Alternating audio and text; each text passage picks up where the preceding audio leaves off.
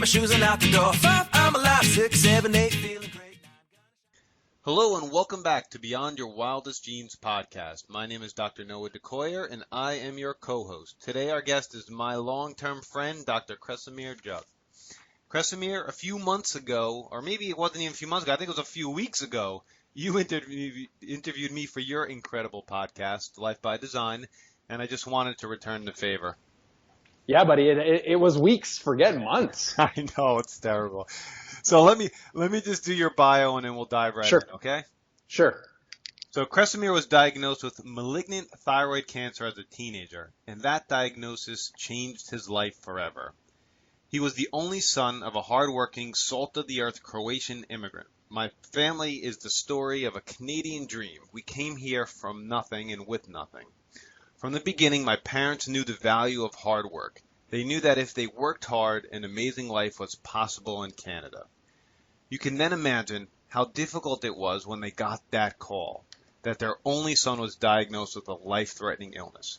It was the first time that he's seen his dad cry, and it was depressing to witness, who had known what actions to take to achieve success, frustrated, terrified from the simple yet concrete fact there was nothing that they could do. As it turns out, this event was the catalyst that would propel my life forward. It started with recovering my health, my own way, on my own terms, opening my own chiropractic practice, helping others heal, partnering to begin Life by Design, a health and wellness company, West London CrossFit, and Life by Design for Chiropractors, a coaching and consulting company. Jesus, you've been busy, my friend. All this has led Kresimir to believe that you and all humans are designed to be extraordinary. You can have any life you want as long as you do what's required to meet that life. So when I read that bio, what do you think, bud? It's pretty crazy, because I'm just, you look at your life day to day and you're here, but it's just crazy to think about all the, hopefully I can swear on this podcast, but all the shit that I went through, really. Yeah, and it seems like you did. So why don't you elaborate a little bit on your bio, how you recovered from the diagnosis of thyroid cancer, and maybe even touch upon some of the mentors along the way, because I think that's always crucial. Oh man, yeah, sure. So, like I said, I mean, my family, we came here in 1982, and to be honest, I really wanted to write the American dream because the Canadian dream just kind of sounds like lame a little bit. But the fact of the matter is I practice in Canada, and people have to be able to relate to it. So we came here literally, my parents left. If you guys know the history of the former Yugoslavia and Croatia, there was a war all throughout the 90s. So in 1982, my parents had the foresight to be like, yo, we need to get out of this place because the situation just wasn't great. I mean, to give you a background, like when my grandparents came to visit us for the first time in Canada, my grandfather walked into a supermarket and he started crying because there was food at any time. You wanted it. Talk about a perspective shift, right? So we left that and we came over here. And the thing, we're going to talk about role models. I guess the greatest role model still to this day is my father. Growing up and just watching this guy, we came here with nothing, and watching him just take action and make things happen. Nothing was ever too difficult for him. He wasn't scared of hard work. He would just grind and he would hustle. There was a time where my mom's mom got sick and she needed to go back to Croatia to visit her. They didn't have any money. No problem. He just got a second job. Picked up a couple extra shifts, worked some side stuff, made it happen. We needed shoes. He made it happen. He didn't care, man. He was just happy to be here, a better life. Then when I was 18, I was diagnosed with the malignant thyroid cancer. And I remember getting that phone call and how horrible it was for everybody. Like I said, it was the first time I saw my father ever cry and kind of shook you up a little bit, and then I'm the prince of the family, and just to watch how worried and how scared everybody was, for this diagnosis, I mean, that's the kind of stuff that changes you. And I'd love to be able to tell you that, everything went great. It did not go great. For people listening to the podcast, especially the ones who are struggling with a chronic disease, you get put into this system, right? Think about it. I'm 18 years old. Here's what I cared about when I was 18 years old. And I'm not proud that I cared about this, but this is just the truth. This is what I cared about. I cared about hanging out with my buddies and drinking some beer. playing football, and chicks. And that's it. Right. Right? Right. I'm an 18-year-old punk. And all of a sudden, your mortality gets questioned. Now it's like, well, how long am I going to live? I heard people die from this. Am I going to live to see my children? Like, what's going on? That kind of stuff starts to change you. Like I was saying, you get put into the system, and all I wanted to hear from my doctor was, "You're good, son. You can go." And I never heard that, pal. I never heard that once. It was always, "You need another test, and we need to check this, and we need to check that." And it starts to depress you. You get so depressed. You get so bogged down. There's so much stress and emphasis placed on these doctor's appointments. And I'm not bitter at my medical doctors. They're amazing people. I'm not bitter at the system because, I'm healthy. Here I am. It was part of what got me there. But the fact that you're never allowed to just say, "You're good, go for it," right? So it wasn't until I was actually in chiropractic school. And by the way, I didn't get to chiropractic school because I had like this massive desire to become a chiropractor and help other people. Actually, my wife really wanted to be a chiropractor, and I was like, "Oh, I really like this girl, so I guess I'm going to be a chiropractor." That's how that happened. But it wasn't until reading, I read Joe Strauss's Blue Book, Chiropractic Philosophy, and there was an idea in there that our body naturally, in its natural state, is supposed to be healthy. It's supposed to be well. You're supposed to be happy. Those are the default states of being a human being. And then I remember sitting on my bed and I started sweating because I was like, "Oh my God, I'm none of these things. I'm not healthy. I'm not happy. I'm not fit. So where the hell did all this stuff go wrong?" And this is where I really started examining everything that I was doing. I changed everything. It didn't happen overnight. I'm not going to bore you with the gritty details of how hard it is to get your ass to the gym and start changing your diet. I think everyone listening knows that already. But it was this idea that I'm supposed to be healthy. I'm not broken. There's nothing inherently wrong with me, right? I don't have a genetic problem. I just gave my body the wrong things along the way. So once I started changing what I was actually giving my body, it's amazing what happened to my body and how much healthier I got. And to date, as far as I know, the last time I had a checkup with my oncologist, so this was in 1998, my diagnosis, I'm the only cancer patient that she has that hasn't remissed and gone back into cancer. Wow. To answer the second question, Life by Design essentially is a documentation, right? I'm far from a health guru, but I've done some pretty cool things with my health, and the other partners in Life by Design have had their own similar experiences. And Life by Design is a documentation of what we did, and it's essentially, and we can get more into it because I think it's really, really cool. It's a fundamental, bare bones blueprint of what you need to be doing at the fundamental level. No matter what else you're doing with your health, you need to be doing these things in order to build everything else on top of that. So let's dive in. You're clearly a serial entrepreneur. Yeah, I got a problem. Let's break down Life by Design and go for it.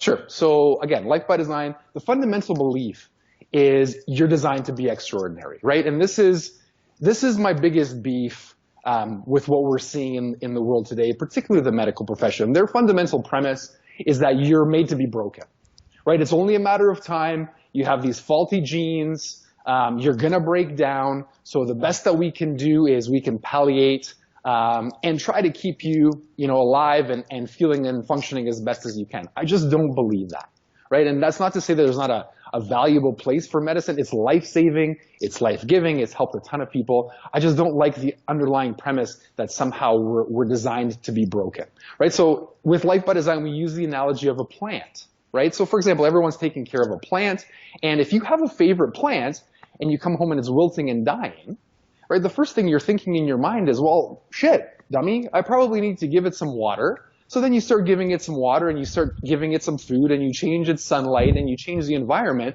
But here's the crazy thing.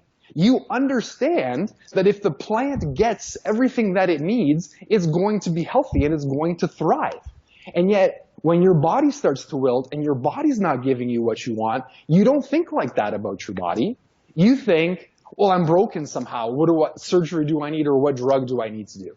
And it's not until people start changing that fundamental belief and they start looking at their body and the whole human race as a part of nature, right? Until we start changing that and treating ourselves accordingly, nothing's ever going to change in our health.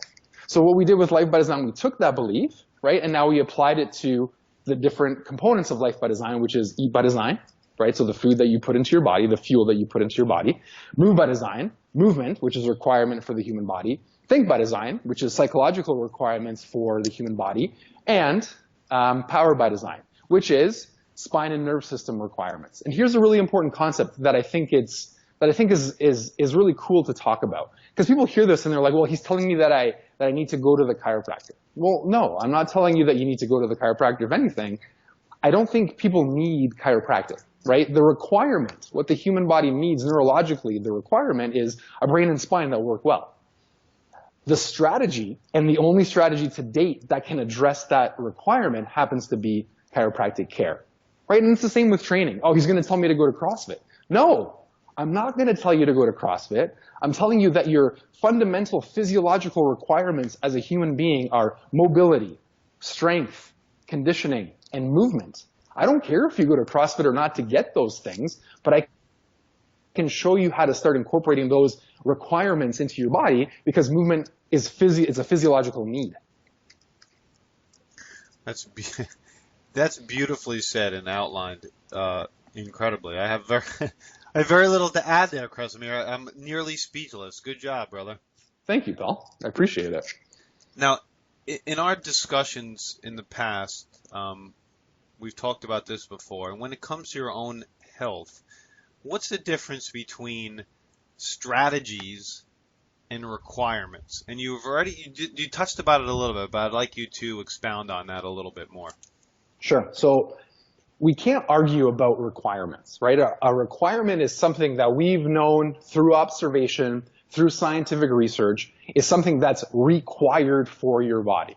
You need it, right? It's like trying to argue with me that oxygen is not a requirement for the human body to thrive and to live, right? You can argue and you can think that you're right, but if you try to go without oxygen, you're going to die. That's just the fact of reality.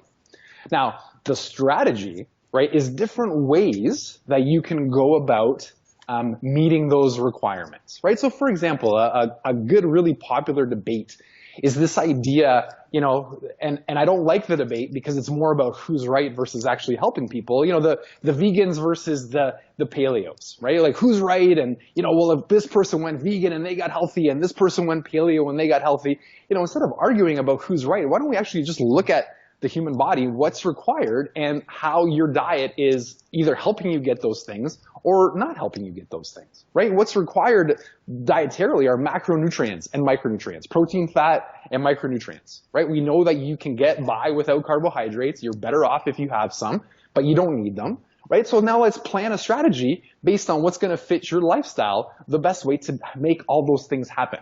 And once you start doing that, and once you start talking to people in that manner, all these ridiculous arguments about who's right goes away, because at the end of the day, it doesn't matter who's right. At the end of the day, all I care about is the person across from me. I'm helping them get healthier.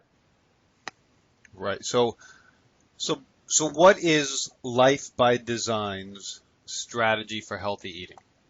So we tend to be, it's a real food strategy, right? So for us, the strategy that we like to apply, I guess the closest thing would be a paleo style diet. I don't like calling it paleo simply because we have a fundamental difference, which is philosophical. And the fundamental difference is, for the paleo people, as long as a caveman ate it, then that's what we're striving to do. And for us, as long as it meets your genetic requirements for health and doesn't give you too much toxicity, whether it was available in the Paleolithic time period or whether it's a modern food created today, as long as you can break it down, it's not toxic, and it gives you your requirements and moves you towards health, I would consider that by design. What is a Life by Design strategy for healthy psychology? Oh, that's a great one. So the first thing is to know what the hell you want in your life, like what you actually want. We're big proponents of rational selfishness, which means, and this is going to sound horrible when I say it, but you're going to have to let me explain. It actually means putting yourself first. And I don't mean, when people hear selfish, what they think of is they think of like this power-hungry, evil, destructive brute who's out to kill and murder everyone to get power or money. And actually, that's not what selfishness means at all. Selfishness means that you're putting yourself and what you value above everything else. Right? We're brought up with these ideas that we're supposed to love everybody, and our morality, we should help everyone else get what they want and not take what we want because that's somehow evil. And I think you can't love everybody, right? I think it would be horribly insulting to my wife if I said, well, hey, I love you as much as I love everybody else on the planet, right? No, of course, I love my family more. They're the most important people to me. So psychologically, right, it's okay to live your life according to your value system, as long as you're not harming or taking away somebody else's value system. I have this conversation with many, many people nearly every day, and rational selfishness is a beautiful way to put it. Thank you for that. Yeah, you're welcome. I mean, that's really it, and I've heard it put other ways, right? Like, I don't know where this standard of we need to help. I mean, it's okay. Here's the thing, people will always send me emails. What, you're saying it's not okay to help other people? No, I'm saying it's perfectly okay to help other people if that's what you want. If you don't want to, you're not morally obligated to, right? You're not a sacrificial animal. You don't have to end your life so somebody else can live. We can all live together. All I'm saying is pursue what makes you happy, because you have about 100 years at this, and then you're going to be dead. So you might as well be living towards something that's going to make you happy every single day, right? Building your own self-esteem, building your own integrity, building your own morality, and having a good time, right? And I think that's where these misconceptions of psychology come from. We have the wrong basis, right? We're taught that it's more important to value other people more and to value other things more, versus I'm saying you need to value yourself first and strive for what you want first. Couldn't agree more. Now, I'm assuming a life by design strategy for exercise is functional movement. Yes, absolutely. So again, we break it down like this. The most important thing, and I know you're going to agree with me 100% on this one, the first thing people need to do is they need to become mobile. Mm-hmm. The fact that you have joints in your body means that all those joints should be able to move through a prescribed range of motion. The fact that they can't means that you are absolutely setting yourself up for some type of disaster later on in your life, right? So step number one to the Move by Design protocol is be mobile. Learn how to move all your joints, right? And I see this all the time. I see people, they want to get fit, they want to lose some weight, but they're horrible movers. And what ends up happening most of the time is they get injured simply because it is completely unhealthy and not the best decision to start loading joints that can't move properly. So step number one, move. Step number two, get strong. I mean, when we look at the data coming out on strength training, what it does to neurology, what it does to, it's a panacea for living a better life. So get stronger. And for the women that are listening, getting stronger does not necessarily mean getting bigger. Size or muscle mass is different than strength. Strength is neurological versus muscle mass is more of a hypertrophy thing. So movement, strength, move around quickly for a short period of time. And step number 4 is to spend more time moving your body in general. Go for a walk with your wife, play with your children, just get up and start moving your body. Absolutely. Now, for me, I'm a yoga fiend. I'm at the studio 3-4 days a week. I know you are you own a CrossFit gym in that form of functional medicine, but functional movement. But there are a lot of functional movement type programs that will get all of your joints moving without a doubt. Strategy. Hey, you just brought it up again. Requirement versus strategy. What a great example, right? I meet all of my requirements at CrossFit. You're saying, hey, CrossFit's not the strategy for me. I'm a yoga guy and I do some strength training on the side. Perfect example. Yep, that's exactly what I do. That's it.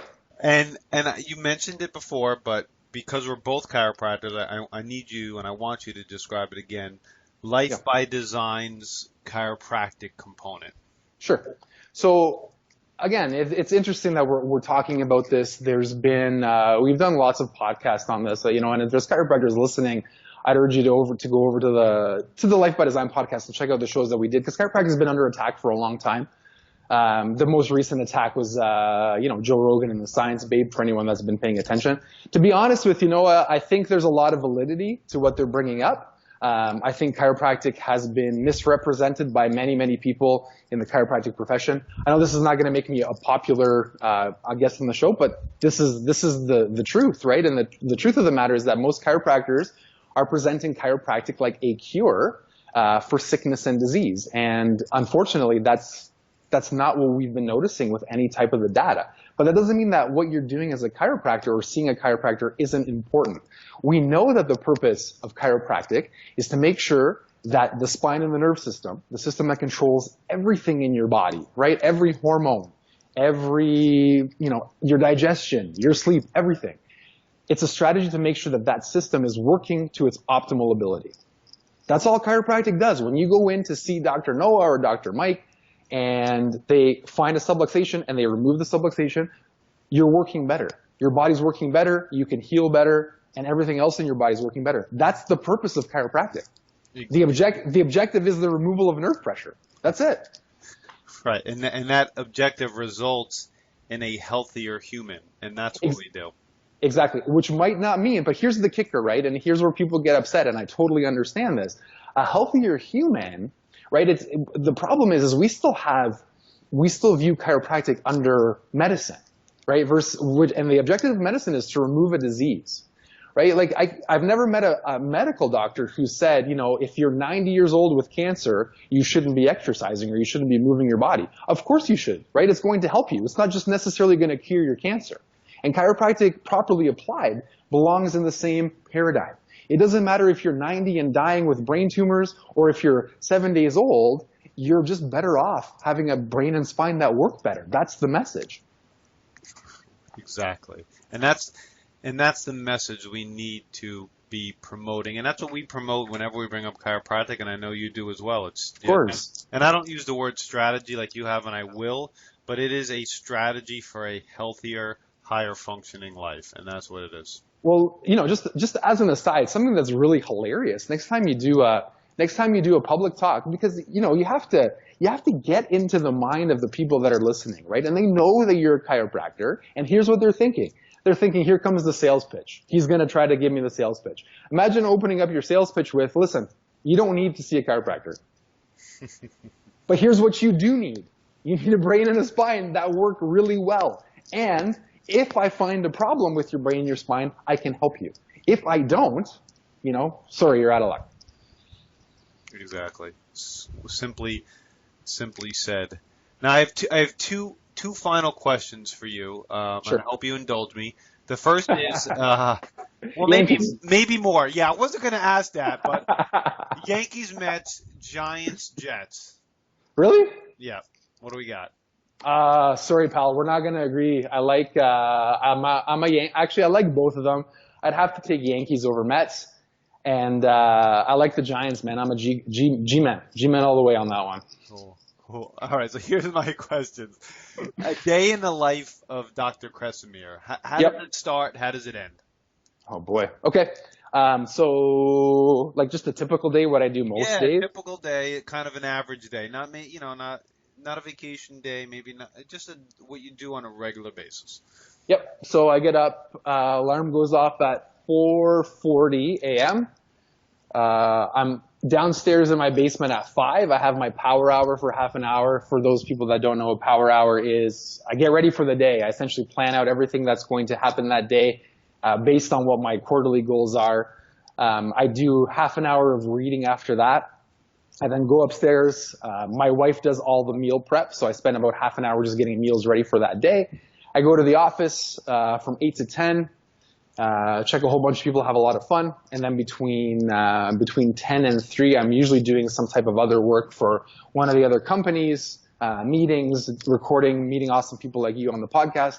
Back in the office, 4 to 6:30, go home, make sure I'm there for my kids, play with them, put them to bed, hang out with my wife for a bit. I study for another half an hour.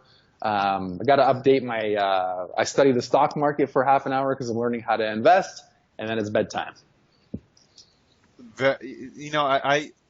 My day is quite like that as well, and it's important I hope the audience picked up on how, you set up your day and your quarterly goals. I mean, I have yearly goals, I have quarterly goals, I have weekly goals, daily goals, and they're always reviewed, and they're reviewed every single day, and then every quarter I make a new set, and then it all kind of goes into that whole picture of what my entire yearly goals look like, and I'm sure you do some very similar things as well.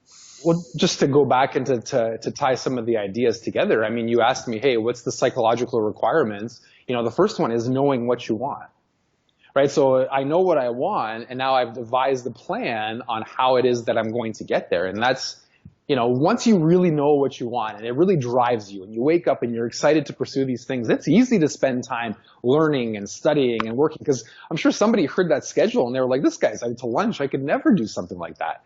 And you know what? 10 years ago, I thought exactly the same until you realize what it is that you want. And then it's easy. Exactly. It's all about what you want. And you know what? I'd be remiss if I didn't mention this. Monday, I just got back from my first trip to Canada. I went. Nice. Flew up to Nova Scotia, and I met, Tammy, Wanda Lee, Mike, Selena. Mixed. Yep, we got all together, and we had just a great time. So I just want to say that. And by the way, you have the most beautiful money. Your money's like artwork compared to American dollar. Holy mackerel, it's beautiful. Yeah, I wish it was worth something. I know. Well, it's an ideal. It's an ideal time for us Americans to go up there. We get like $1.20 for $1. So. You know what? You guys have listened. We had to, when we were going to school, the exchange rate was similar to what it was now. So we got whacked then, and we're getting whacked now, paying back all the loans that we have. So thanks, USA. Double whammy. Double whammy. I hear you. So how can our audience learn more about you? I mean, you have Life by Design. Where's your practice? If somebody's listening and they're actually near your practice for chiropractic care, lay that out for us. Yeah, sure. So I'm in London, Ontario, which is about 2 hours southwest of Toronto, Ontario. The best way to get a hold of me, honestly, guys, is through social media. On Instagram, it's Kresimir Jug. On Facebook, it's Kresimir Jug. And Life by Design. That's the best. I mean, we do the weekly podcast. It's been great. Those are the best ways to get a hold of me. Great. Thank you so much. Any last words, bud? Whoa, last words. It's like planning for my funeral here. No, here's an interesting thought. I've been thinking about this a lot lately. And it's not easy, guys. Just don't stop. Like the worst thing that I see, and the thing that breaks my heart, Noah, and I think you're gonna agree with me on this one, is people show up, desperate to change, and they start and they see positive results, and then something happens in their life, they get stressed out and things stop, and then instead of just saying, well, that sucked, and starting up again, they spend so much time beating themselves up about how stupid they are and how they failed and how they can never do this. Failure is a part of it. I just wish you could see what we see, you guys, when we see you trying. You're doing so awesome. Just love yourself enough and just get back on and keep going. I've been thinking a little bit about that recently. Like, I wake up in the morning, I go to my yoga class at 6. Sometimes I get to the office and I'm already a little bit pooped, and I could easily lay down and go to bed. But if I just take that simple action step of starting to get to work, it just flows into a beautiful day. So it's just taking that action step. Like you've heard my story. It was my mother taking that action step to go into a chiropractor. And it's whatever. It's just life is just consistently taking that next action step. Yep. Amen. If I was religious, I'd give you an amen. Amen. Thank you, my friend. Thank you for being on. on. My pleasure. My name is Dr. Noah DeCoyer, your co-host, and you are listening to the Beyond Your Wildest Dreams podcast. If you'd like what you've heard today, please share this with your friends and encourage them to subscribe on iTunes. Leaving a review and a rating on iTunes helps us move up the charts and helps more people find us. Currently, we are in 100 countries and 500,000 subscribers. You can subscribe to our incredible weekly email at www.beyondyourwildestdreams.com. And as my oldest son Hayden says, be awesome and never unawesome.